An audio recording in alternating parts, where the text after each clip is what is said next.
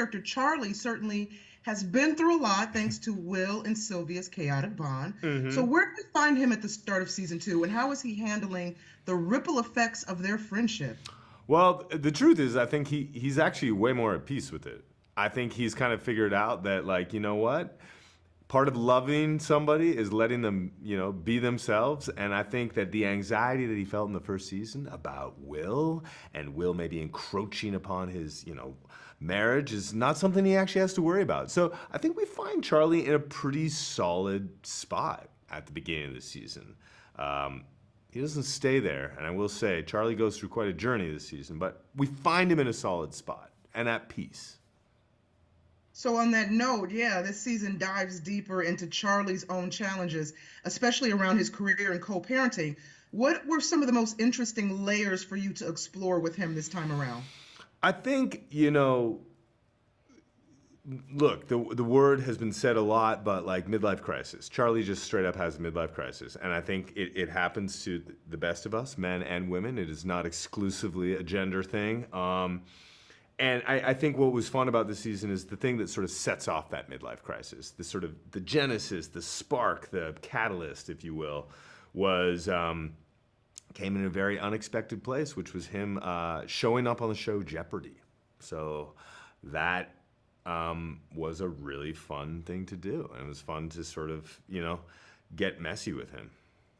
So there's a real tension between Charlie wanting stability and being pulled into Sylvia and Will's unpredictable world. Hmm. How do you think Charlie views their friendship at this point? I think especially as Charlie kind of loses his footing a little bit, he actually opens himself up to Will's kind of way of being in general. His kind of, you know, seemingly chaotic life. And I think there's an important part of this season where Will gives Charlie advice and Charlie takes it.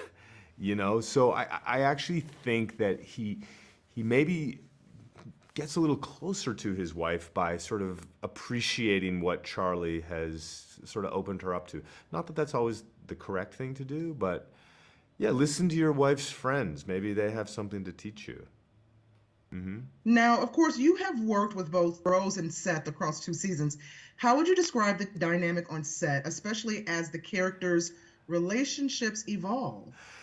You know, I love working with both of them. They're very different actors. They approach sort of their work in very, very different ways, which I think creates like a fun tension.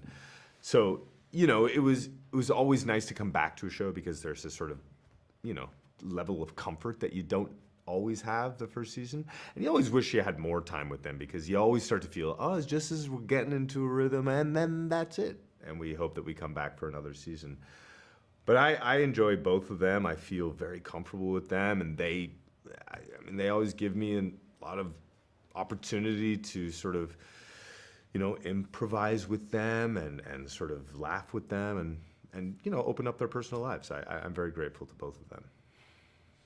Now, Platonic blends comedy with real emotional stakes, right? What Hmm. do you hope viewers take away from Charlie's journey in season two?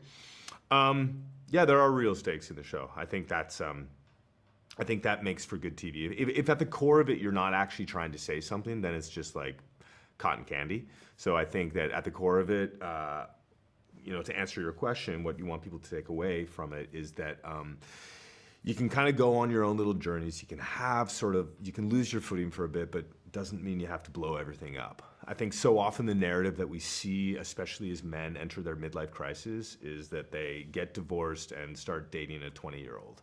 So I think that, one thing that our show is maybe saying a little bit is it's okay to like go and explore something different. You don't have to burn your whole life down, you know? And Charlie gets to sort of, explore some things that maybe have been nagging at him, but he doesn't ruin his whole life.